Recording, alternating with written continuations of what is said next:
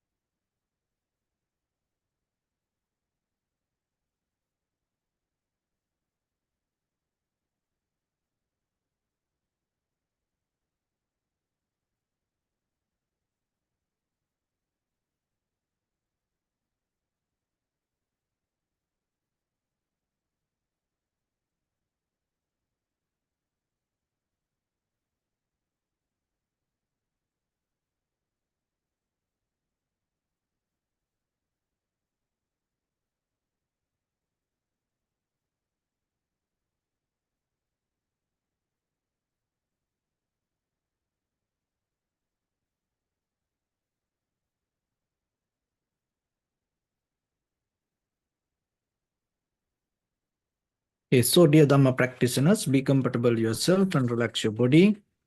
And keep your back straight, neck head straight in one line, and your right palm on your left. So gently close your eyes and bring your attention to this bell sound. And while you're focusing to the sound, mentally relax your body, relax your mind, and relax your breathing with your thought. So do nothing extra. Just follow the sound, please.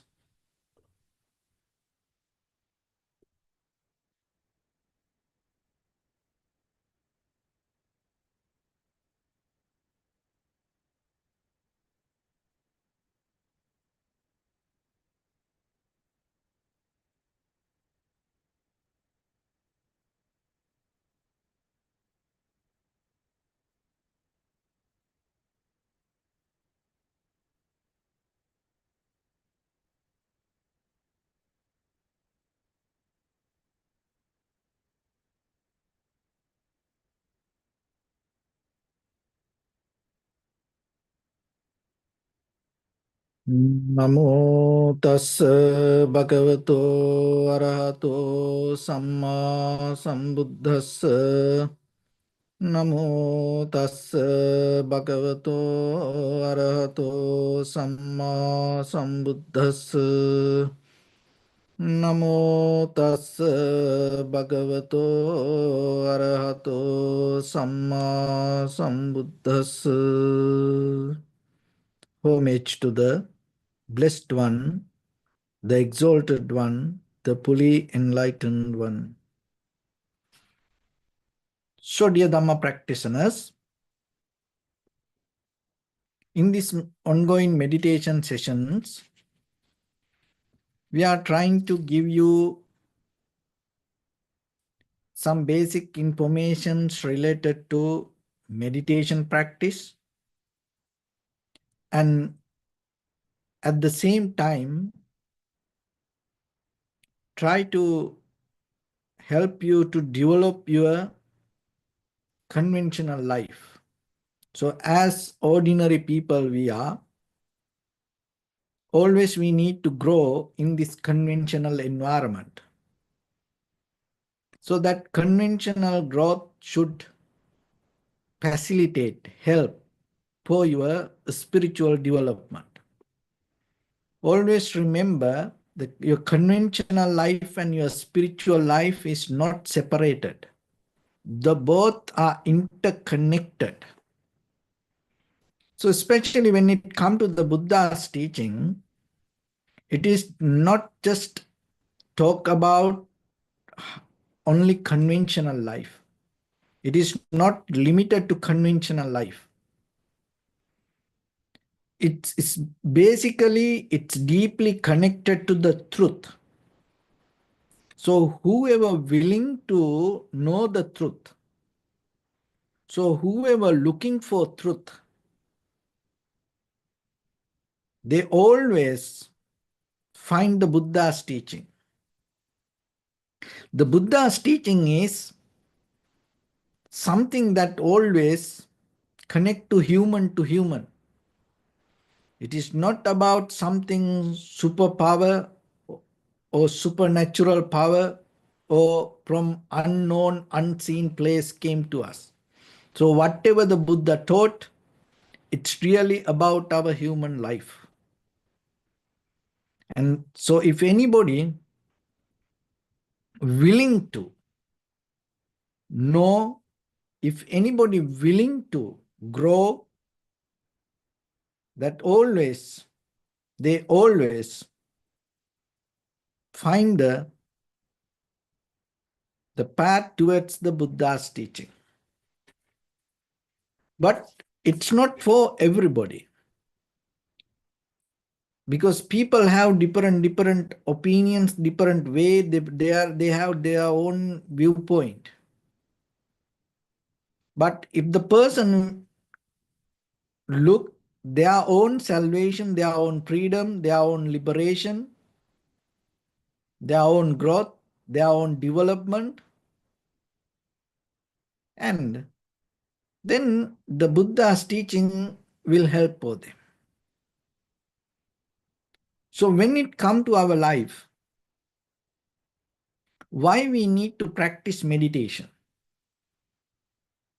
Because there are many ways that we have more information than any other time. So our knowledge, our understanding, our IQ level is more higher than any other time. But still, when it comes to our deeper inner experience, what we experience as life is kind of like a struggle. It doesn't matter what we know in this conventional world. Our life, day by day, going away from us. We are losing our life. We are slowly separating from this everything. Breath by breath, moment by moment, step by step, we are separating from this everything and reaching out to the graveyard. So we have to remember, even though we walk on this earth, it's the ground for us. It facilitates for us to stand. But one day, this ground going to become the roof. What does that mean? Because when we buried under the ground, that this ground become the roof. It's going to happen for all of us. No one can stop it.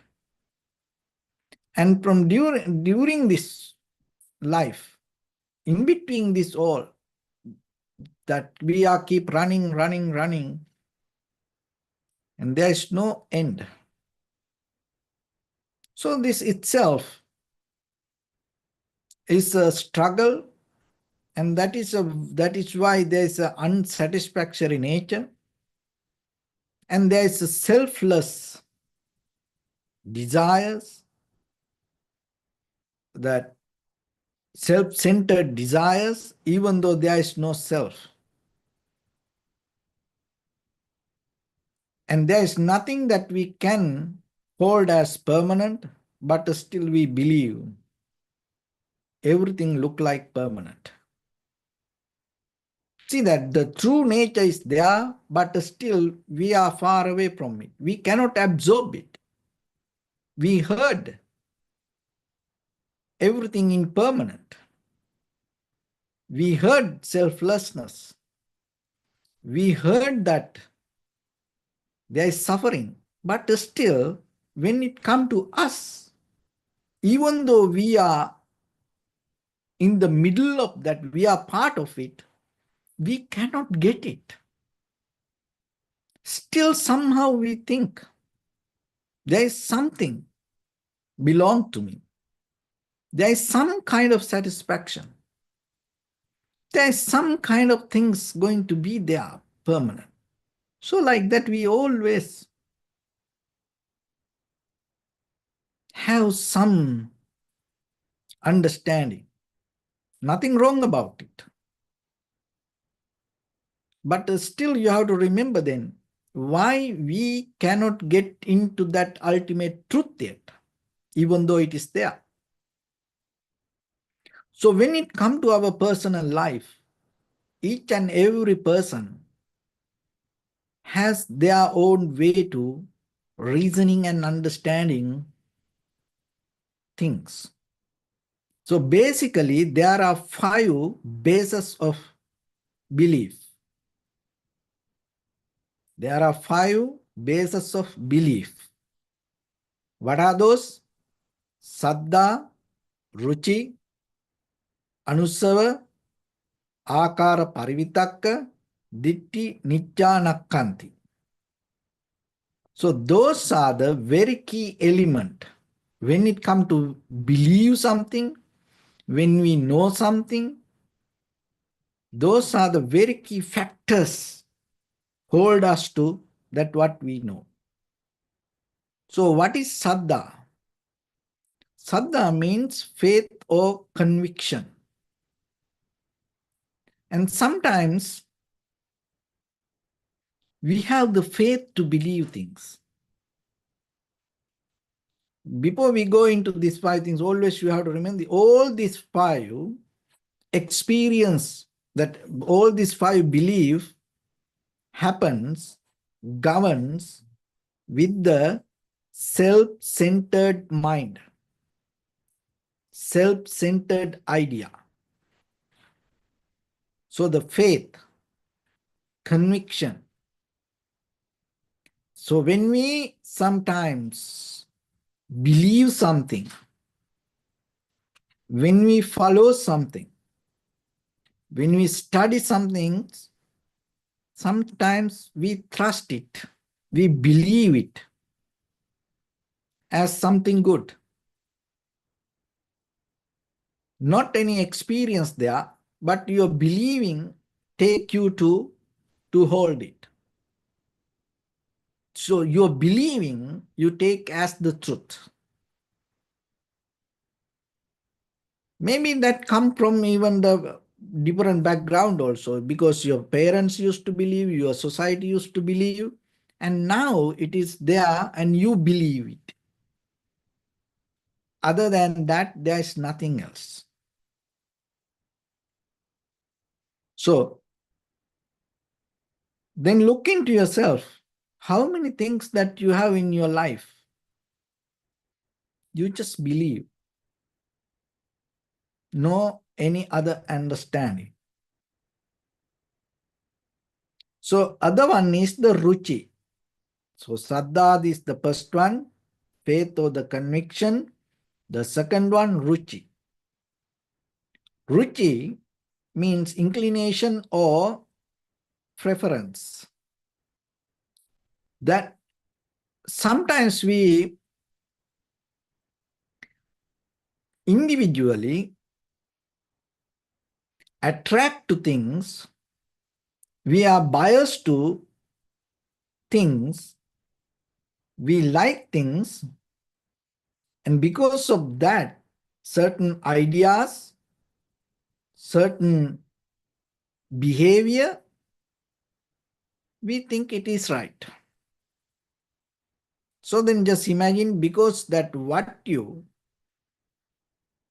like, maybe it is a good taste for you. It brings a good taste for you. It brings the good satisfaction for you. You are like it.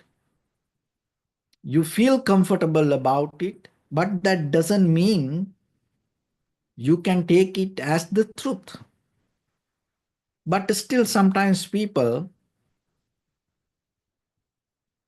attract to things because of many reasons, for certain ideas, people believe it as truth. So one is, people have the faith, conviction, and the trust, so they believe it as truth.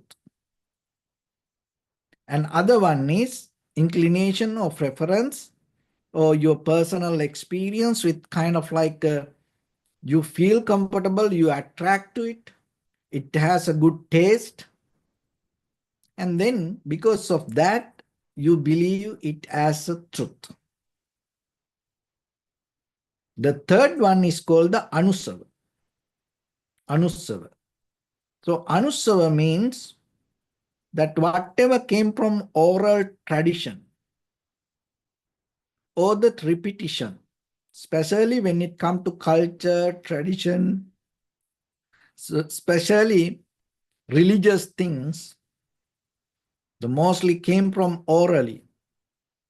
Even the Tripitaka, before it written down, it came orally. So because of that, you heard, because that your parents, your grandparents, your ancestors, your forefathers, or because your friends, your society uttered it, repeat it, chant it, you can't believe it as truth. So there are many mantras. There are many chanting. People just keep chanting. Why? Because the traditionally, that oral practice we used to do. And then we also keep doing it. So that's how some people hold it to truth. They believe it as the truth. So now three things. Shraddha, conviction, or because of the faith, that trust, you believe some things. Inclination, preference, and maybe your personal experience, it has a good taste, you like it, and you are emotionally biased, and it very attract you, and then you believe about it. You take it as the truth. The third one, the oral practice. Traditionally, that whatever keep repeating, when you heard anything many times, then by the time you take it as the truth. So the next one is called the akara parivitakka. Akara parivitakka means speculative thinking, reasoning, like when it comes to science, technology, this logical, intellectual reasoning, logical decisions, rational thoughts. So those are sometimes we take as truth. But when it comes to that, if you look very carefully, those are also by the time, by generations, maybe they it change. But in our day-to-day life, so if you believe it something as truth, maybe for the moment you feel good, but it never going to take you to the ultimate truth. So the fifth one, ditti nijja nakkanti, view or reflection upon views. So what does that mean? Sometimes as a society, that according to the science, according to the research, the personal understanding, that we get into certain views, and because of that view we hold, we believe it as truth. Political views, social views, economical views, we have a viewpoint because of that, but that viewpoint is basically self-centered. So if you question yourself that regarding your view, especially political view, and sometimes why you believe that, maybe you don't have that much understanding, but you believe it as the right thing, it as the truth. So like that, these 5 qualities create our day-to-day understanding, and those are the we hold as the truth, like ordinary people. Faith, or the conviction, or the trust, inclination, or personal preference, oral tradition, or repetition, speculative thinkings, reasoning and analyzing, those kind of things, or view, reflection upon views. And sometimes we follow the other's view and we then take it as our view. So those 5 things. Just going with these 5 things will never take you to reach to the higher truth. But we have to remember, those are the 5 bases that we are already here. Those are the 5 things that we already have. But now from this point, if you are willing to reach to more higher truth, if you are willing to become more better person with the ultimate truth, understanding ultimate truth, so these 5 bases will help you to have a very conventional life. You believe other people believe, you have the view like other people have, you have you believe the truth as that whatever orally bring. So this create a very conventional, comfortable environment. But this is not going to take you beyond that. So then how you can go beyond this? That is the key point. Because we know so far we have this knowledge, and that is not enough for us to get into more higher, better place. So that is where you need the direct experience.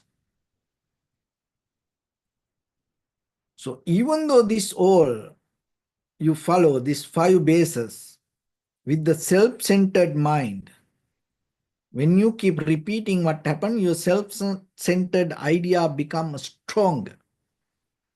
But when it comes to your direct experience with your eye, ear, nose, tongue, body, mind, if you become very mindful regarding that, what you experience, and that create a certain clarity in you, because in that very moment, your mind is not biased to any mental formations or you are not biased to any preconditioned mind. So that is where this direct experience or clear comprehension or the sati sampajanya will sharp your understanding and start to show you things as it is. So in between that experiencer and the experience, subject and object. In between this, there is no bias, there is no colors. So because of that, you are capable to see things as it is. So when you practice the tranquility meditation, this is what happens. Tranquility meditation means you calm down your mind. You allow your mind to settle down. Once the mind settles down, what happens? It's not going to interfere with your experience and create thoughts or ideas. It's not going to jump over the moment of experience. It's not going to, your mind, when the mind calm down, relax, when you have the tranquility state of mind, your mind not going to overtake or jump over the contact. So then you are capable to see it. So once you become very mindful regarding the contact in that very moment, you are capable to see this outside eye, ear, nose, tongue, body, mind objects as it is. It doesn't matter whatever you believe about it. It doesn't matter whatever you follow. It doesn't matter whatever your rational thinking about it, logical understanding about it. But now in this very moment, you experience, you are directly yourself, you experience. You are very, very independent. You are not biased to anything. Directly, personally, you are experiencing. So when you are personally, directly experience the contact happen with your eye, ear, nose, tongue, body, mind, that whatever you understand in that environment is not going to take you to any kind of believing or any kind of followings, because that is a direct experience. So that's why it doesn't matter that what you think about something, when you experience it, it is totally different. And other thing is, when it comes to the very conventional level of life, this is very important key point. That is the very nature of conventional life. So now when you come to tranquility mind, you calm down, you have the undisturbed mind. So then with your eye, ear, nose, tongue, body, mind, that whatever you experience, you are capable to see things as it is. So, but when we go with the personal experience most of time,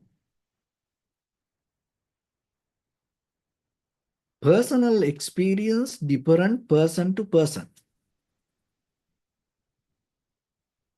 So it's different. That is the very nature of tranquility, the conventional world. So what you experience not going to experience, I cannot experience the same way. It is different. So this understanding help for you to not to argue, not to go against with anybody's experience. So that also allow you to tranquilize with that. So that is where the acceptance come, appreciation come, respect come, rather than arguing, overtaking people's ideas. Because now I understand, even though I experience this like this, you are not going to experience it the same way like what I experience. So once you know yourself, also that what you experience is not the experience going to happen to another person, then you are not going to argue about it. You become more listener. You start to understand what other person understands. So in that way, in the conventional level, you build up a very clear bridge in between that each other, rather than resisting. So that also one of the result that you can gain out of the tranquility meditation. But when it comes to vipassana, it is totally different. So now, but first you have to have this background. Once the mind tranquilizes, once the mind start to recognize things as it is, from that point, once your mind becomes sharp and clear, and now subject and object become very clear, then you can see the change. So the change belongs to ultimate truth. So you and me both experience the change. But conventionally, that what we experience, things as it is may be different. But the change is not different like that. Unsatisfactory nature is not different like that. Selflessness is not different like that. Those are very same. So then see how the shift happened from common ground to higher level. Tranquility state we experience person to person, it is very, very different. It's not going to be the same. But when it comes to ultimate level, the vipassana level, that what we experience in permanent, unsatisfactory nature, selflessness, for our eye, ear, nose, tongue, body, mind, that all the object, for inner object and the outer object, object and subject, everything in belong to that impermanent, unsatisfactory nature and selflessness. So my experience the same, and whatever you experience out of eye, ear, nose, tongue, body, mind, your subject and or the object, that all belong to impermanence, unsatisfactory nature and selflessness. And then the entire humanity, that whoever born in this world or whoever living this world or whoever going to live in the future, that everybody experience this. Even not only in this world, wherever in this entire universe, if the heat, motion, liquidity and hardness govern, that everywhere this impermanent, unsatisfactory nature, selflessness going to be there. That is ultimate truth. So then always remember, you can enter to that ultimate truth. First, you have to slowly shift your mind from this conventional ground to tranquility state. From the tranquility state, you have to go into the vipassana level. So it is a step-by-step process. So the very common ground is for all of us, these 5 bases for belief: faith, conviction, inclination or preference, and the oral tradition or repetition, and speculative thinkings or reasoning, and other one is view, reflection of upon views. So though this is the very common ground. So but from that common ground, you start to develop direct perception, direct experience, clear comprehension. Then you go to the tranquility state. And from that tranquility state, still that what you experience not going to be the same like others. Even the tranquility state, the very nature is your experience going to be different than my experience. So like that. But still now you are more free from your self-centered view. But that common ground always depend on the self-centered idea or I am, self-centered identity. But now, in the tranquility state, now you are more free from that self-centered idea. So that is why you see things as it is. And from that point, once you have the direct perception or the clear comprehension to see things as it is, then you go to the vipassana level and you understand how things come to be as they are. Once you start to observe your eye, ear, nose, tongue, body, mind, object, and subject, how it come to be as it is, what you see the change. So that is common to everybody. That whatever related to my five hindrance, form, feeling, perception, volition, recognition, and wherever anybody, that if anywhere this form, feeling, perception, volition, recognition, the change, impermanence, unsatisfactory nature, selflessness going to be there. So then whatever I experience with my eye, ear, nose, tongue, body, mind, the experiencer and object and subject both change. Your object and subject both change. So like that, everywhere, this is ultimately, this is truth for any time, everywhere, for everybody. Once you understand it,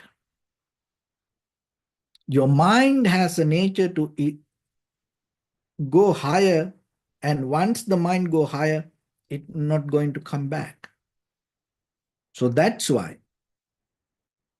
when you go towards the truth,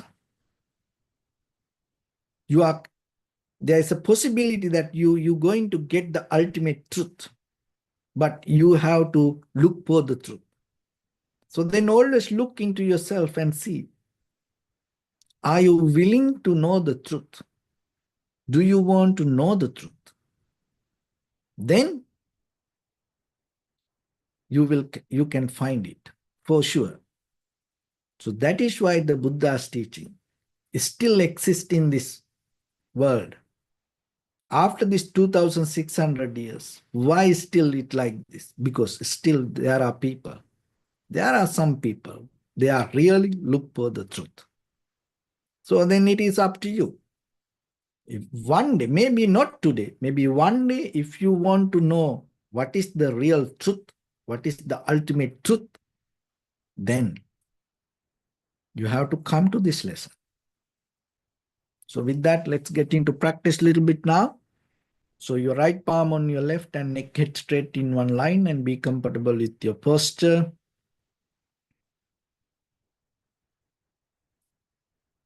So bring your attention to your body and scan head to toes yourself and say so patveva, or may I be well and happy 3 times.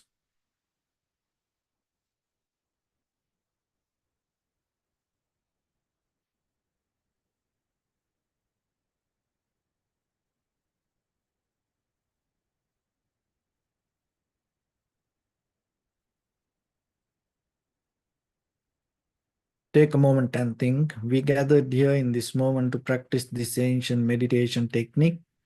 All the Buddhas, all the enlightened masters followed this path and achieved wisdom. So we also gathered here to accumulate that knowledge. In this moment with this sitting, may my body become more comfortable. May my breath be more smooth. May no difficulties come to me. May all the success come to me. Also think for a moment, this is the last moment we're spending in this very lifetime, and detach your mind from all your past memories and as well as any kind of future thoughts. Just try to remain in the present moment, observing the sensation of your inhalation and exhalation. So bring attention to in front of your nose and your upper lip area, and just allow your inhalations, exhalations happen itself. When it happens, don't try to maintain it, don't interfere with it, don't involving with the inhalation, exhalation.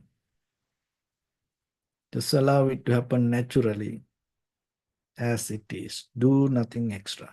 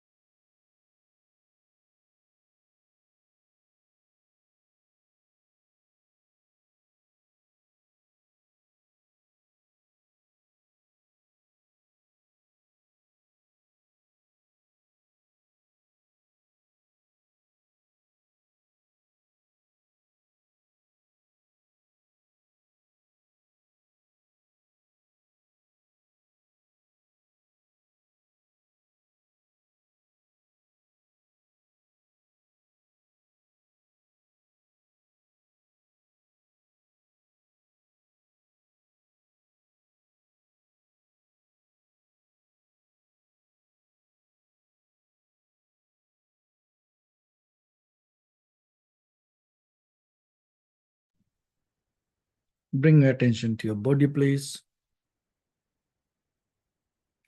Observe your posture. We cultivate loving kindness and compassion in our heart and radiate it as a light through entire your compound, village, city, state, country, world, around this universe. Also, as far as you can, through galaxies, other planets, stars. Reminding yourself like this. With clear intention, mentally repeat after me. May all living beings in this universe be well and happy.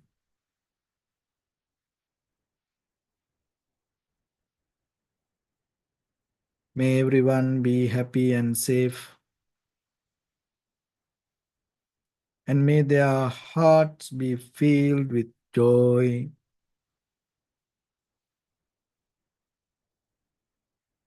May all living beings live in security and in peace. Beings who are frail or strong, tall or short, big or small, visible or not visible, near or far away,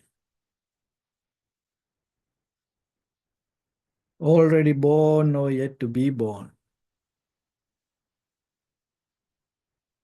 May all of them dwell in perfect tranquility.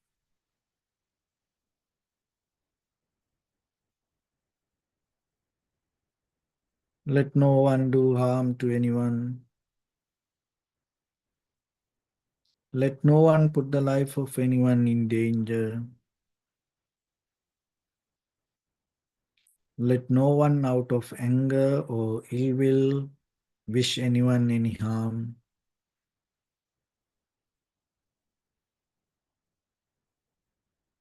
Expand the loving kindness and compassion beginning from your heart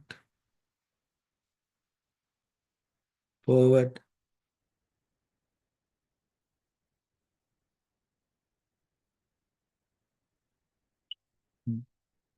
Visualize yourself and send it as a light.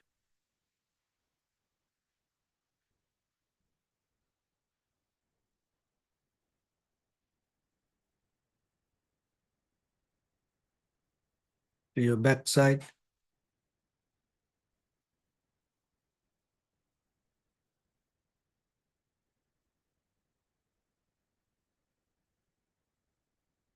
to your left side,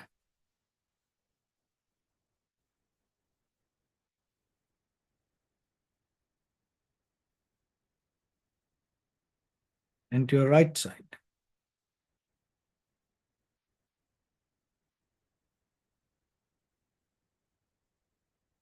Downward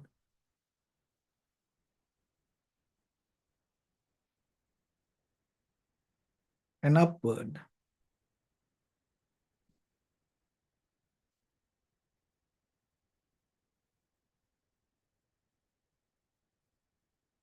To all six directions at once.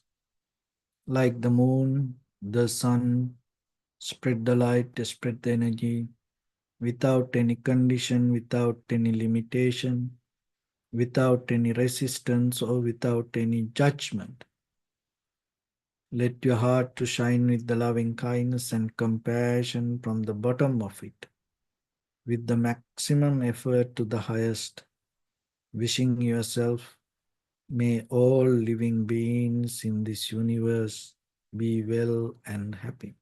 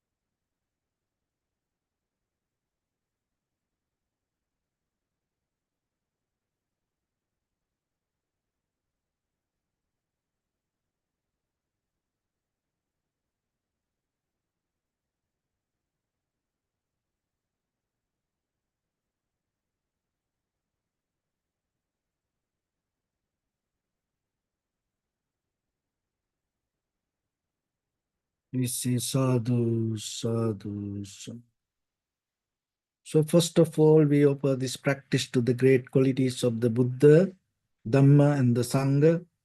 Also by the power of this meritorious deed, may all of us attain to the supreme bliss of Nibbana. May all your guardian angels and deities will receive these merits and increase their longevity and protect all of you from any kind of planetary influences or any ill effects. Ettavata ca ammihi sampadam punya sampadam sabbe devanumodantu sabba sampatti siddhya sabbe bhutanumodantu sabba sampatti siddhya sabbe satta anumodantu sabba sampatti siddhya imaya dhamma patipattiya buddhang pujemi dhammang pujemi sanghang pujemi Attaya imaya patipattiya jati jara vyadi maranam ha paribunjissami Idamme punya kammang asavakkaya vahang hotu sabba dukkha pamuncatu. Bless you.